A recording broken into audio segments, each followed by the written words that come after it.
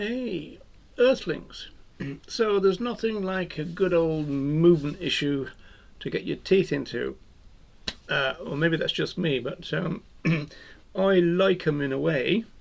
A couple of issues that are pressing at the moment, I think, is why do people go vegan in the first place, and why do they leave the movement? So this video is about the first issue. Why do people go vegan? And the kind of claims that people make after they're vegan, kind of what created them as vegans. So there are a few ideas about what turned people on to a social justice issue.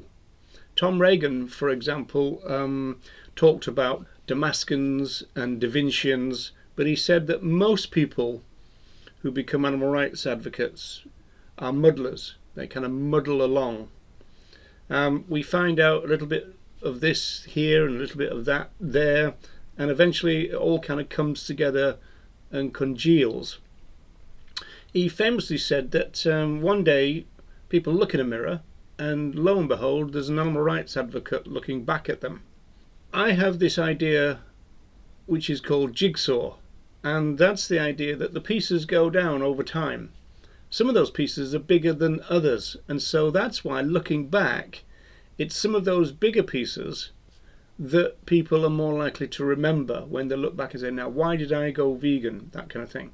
There are some interesting claims in the movement, that one thing created a vegan, but it tends to be untrue. At least when I've investigated it, it tends to not be true. So that's an interesting one. It's a very common claim. Psychologist Michelle Lowe has talked at length and quite frequently about the sleeper effect. It's a psychological idea which is really relevant to veganism, as Michelle explains here. But when I see an advert for washing powder, right, I don't instantly jump up and think washing powder unless I'm in the market for washing powder. So advertisers advertise knowing that they're not going to get an instant response. It's soaked into your brain. And then at a later date, when there's a trigger, like you are inspired or you need a particular product, you're going to remember the one that you've seen on a Google ad, and you won't remember it, right? But it's almost subconscious.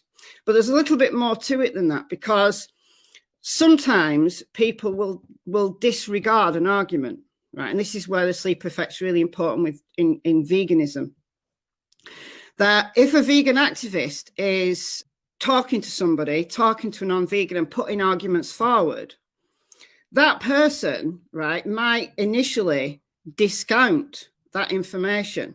But further down the line, when that person is actually more ready, they might come upon veganism, or they might hear something about veganism on the telly, or their friend might talk about it.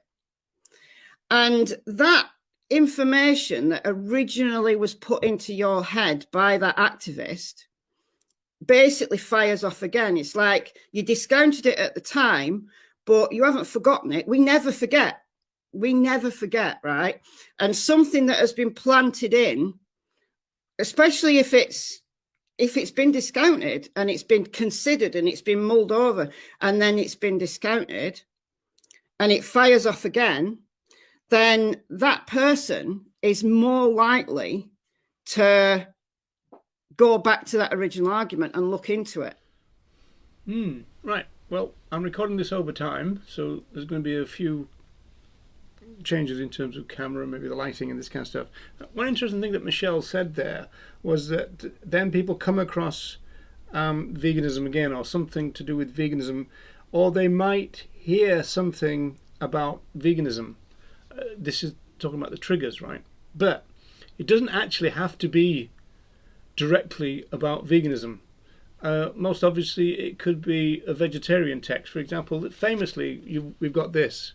Okay, there are several people who say that they went vegan because of this, and this is a vegetarian text. This one, a very famous non-vegan book, has made a lot of people vegan. Animal Liberation by Singer and Mason will have undoubtedly created vegans with this, even though, as I said, Singer doesn't go for that. This book by Francione will have undoubtedly created vegans. Interestingly, there's no mention of veganism in this book. Vegetarianism, but not veganism. Then you've got things like novels. That one there. This one here in particular, that's an award winner. Those ones will come into it. Then things about the flesh industry. These are going to create vegans. So it doesn't actually have to be a direct vegan message. Sins of the flesh. I've just kind of pulled a few of these things off the shelf for this.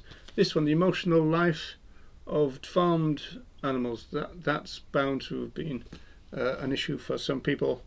Then you got things like accounts over time. Animal Century here by Mark Gold. There's another one called Animal Revolution by Richard Ryder. That will have created a good few vegans. I can't remember what that one is now. Richard Deboo. This one, of course, people will know Carl Adams. And then even this one. Hang on a second.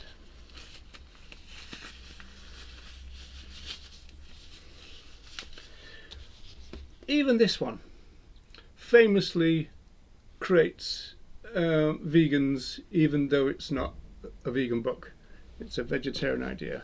Carnism is a vegetarian idea. But then you've got the actual ones that talk about veganism. These are going to obviously create vegans. It's another one, the Exploration of Veganism. And then you've got things like academic books. And that's going to create vegans too. So the triggers don't necessarily have to be directly related to veganism, as we'll come across a little later. It could be even things like Meat is Murder by the Smiths. It's got to #1, the album, and many people will know the track. Could be that. So it's really interesting, that sleeper effect. A new idea has come from that vegan teacher, like this. I have this theory that it takes 100 clicks until you become vegan, and that not one particular source can ever do it. Although people say I became vegan overnight, I actually don't believe it, because I think that there's been a lot of subconscious clicks or things they're probably not even aware of. Yeah, well, there's probably a million things we could think of as these subconscious clicks. Films like Babe, 101 Dalmatians, Bambi, Dumbo, all of those kind of things. Stand-up comedians, they've talked about veganism or vegan-related issues for many years now. Meat is Murder by the Smiths, as I said, but there's been lots of talk from various musicians about their vegetarianism and sometimes their veganism. Paul McCartney, there's always been a big debate, is Paul McCartney a vegan? Everybody's known for many years that he was a vegetarian. Bryan Adams, there's lots and lots of cultural resources which people will bump into. And as Michelle says, we don't forget. It just gets pushed back into the subconscious, and then it needs a trigger to bring them out. I mean, that's all that's being said here. Yeah, so there seems to be quite a lot in support of what that vegan teacher is saying there. I mean, she's a relatively new vegan, coming up with a new version of this idea. But we've always talked about planting seeds. So there's lots of different ideas, muddler, jigsaw, sleeper effect, this kind of clicks idea. All kind of suggesting that those people who claim that they went vegan after seeing one thing is probably not true. A lot of other things have happened along the way. Now, some people have got a political reason for making this claim, as we'll see. In fact, that vegan teacher challenged her guest, a recent guest, on this issue because he wanted to claim that it was, and a famous example, it was one thing that made him go vegan, and she didn't buy it. Now, what's your story? How long have you been vegan? I've been vegan since 2013. It was January 2013 I went vegan, and it was I got looking into vegan after watching Gary Yourofsky's famous speech. And yeah, it changed my life completely. It should have been earlier. It's my fault that I didn't do it straight away. I actually watched Gary Yourofsky's speech in late 2012. It must have been like October 2012 or something. I saw it, and then I just messed around for a few months doing these ifs, buts, and maybes in my head. And then me and my best friend, in January the 8th, 2013, we just went, fuck it, we're doing it. We've got to do it. Stop being hypocrites, stop being animal abusers, and just go vegan. Okay. Yeah, it's so interesting because I have this theory that it takes 100 clicks until you become vegan, and that not one particular source can ever do it. Although people say I became vegan overnight, I actually don't believe it, because vegan overnight, I actually don't believe it, because I think that there's been a lot of subconscious clicks or things they're probably not even aware of. Now, you could say that you became vegan overnight on January 8th, but we both know you had the Gary Yourofsky speech, and before that, presumably you'd heard what the word vegan meant, and you kind of had some opinion about vegans. So before the speech, and I mean, this just goes to show how much things have changed in the last few years. Before the speech, I think I'd only ever heard the word vegan twice. Yeah, so this is where we get into the politics of the movement. There's a lot of people with a vested interest in suggesting that Gary Yourofsky made them vegan. The implication is always that they virtually had not heard anything about veganism at all, if anything. And then there was the speech, and then they went vegan overnight. When you look into this, it turns out that this is not true. But there's a lot of people with a real vested interest in making that story real. For example, here, that vegan teacher's guest is suggesting they only heard the word vegan twice. Well, first of all, you don't necessarily need to hear the word vegan. Chances are it's going to be a lot more than that anyway. It's just that that's not being recalled. And then there's the politics bit about, well, this is where the movement has changed. Because part of this entire construction is the fact that kind of Gary Yourofsky started the movement, and that was nothing really going on until then, until the speech. There's a big push to make this speech rather more important than it really is, and this person rather more important than he is within the vegan context.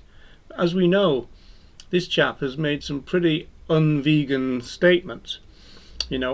Often claimed that, I went vegan because of him. Well, for somebody with a pretty shallow view of vegan, then perhaps it's in despite of him rather than because of him that people go vegan. Then we've got to subtract all the people who wouldn't go vegan because of him too, because of his rather vile views on various things.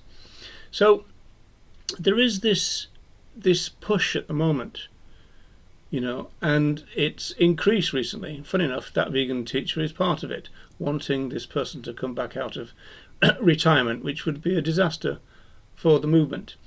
And yet, even a little later in the interview, the thing was said again, that implication, nothing, then the speech, and then overnight, was again emphasized, even though we'd already proved it wasn't true.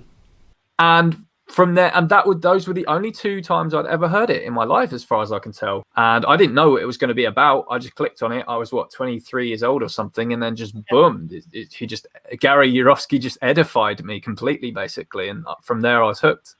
Now, the moral of our little story, peeps, is that things are a bit more complicated than what's been said here.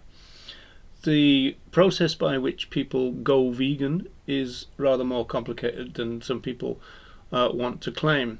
So the politics, again, this is part of the kind of coup that's going on in the movement from the animals only vegans. Those people who act as reducitarians in the movement, who want to slim down the meaning of veganism and animal rights, and they want to make it an animals only movement. Now, this is a threat to the core values of the vegan movement, as my generation understand it, and the generation before me. So it needs to be guarded against, really, this coup, this attempt to take the vegan movement over. Those people who have see value in the original values of veganism and animal rights, we need to resist this and not just stand and watch it happen, because that really would be a bit of a tragedy for the movement. Okay, Earthlings, we'll see you next time. Bye for now.